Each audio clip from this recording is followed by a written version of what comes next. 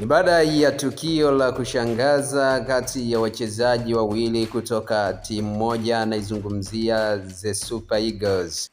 Wachezaji ambao licha ya ushindi wa mabao 4-1 dhidi ya Zimbabwe, walionekana kutokuelewana uwanjani na hata kutupiana maneno. Na wazungumzia mshambuliaji wa kutegemewa wa Nigeria Victor Osimhen pamoja na kiungo mshambuliaji wa maana kwelikweli wa Nigeria Ademola Lookman. Tukio lililotokana na Ademola Lookman kutokumpa pasi mshambuliaji Victor Osimhen ambaye aliamini alikuwa kwenye nafasi nzuri ya kupokea pasi ya mwamba huyo na hata kuweka nyavuni.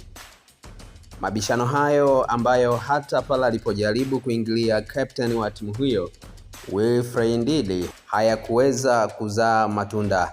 Yamemfikia pia kiungo wa zamani wa Super Eagles aliyekiwasha kweli pale nchini Uingereza akiwa na Chelsea ya Jose dos Santos Mourinho. Namzungumzia Mikel Obi.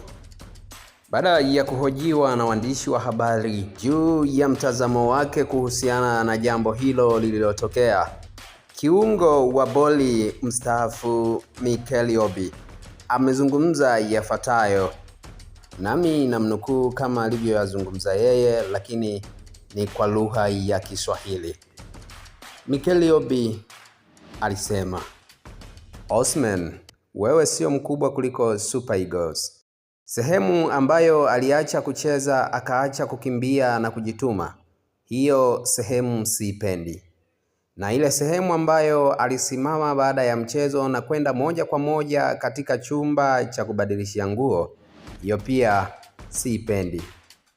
Soka daima huwa ni kuhusu timu. Hakuna mchezaji aliye mkubwa kuliko timu ya taifa, na Victor analijua hilo." Mwisho wa kunukuu. Hayo ni maneno aliyoyazungumza kiungo mstaafu Mikel Obi, hasa baada ya kuulizwa juu ya ule utata uliozuka uwanjani kati ya Ademola Lookman pamoja na Victor Osimhen, na kahojiwa maeneo gani ya ugomvi huo yeye hakuweza kupendelewa nayo, na hayo ndiyo aliyoyazungumza Mikel Obi.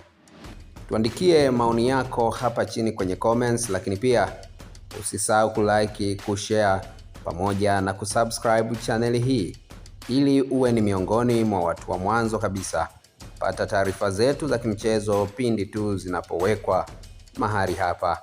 Karibu tena, uendelee kuifuatilia Sportiva.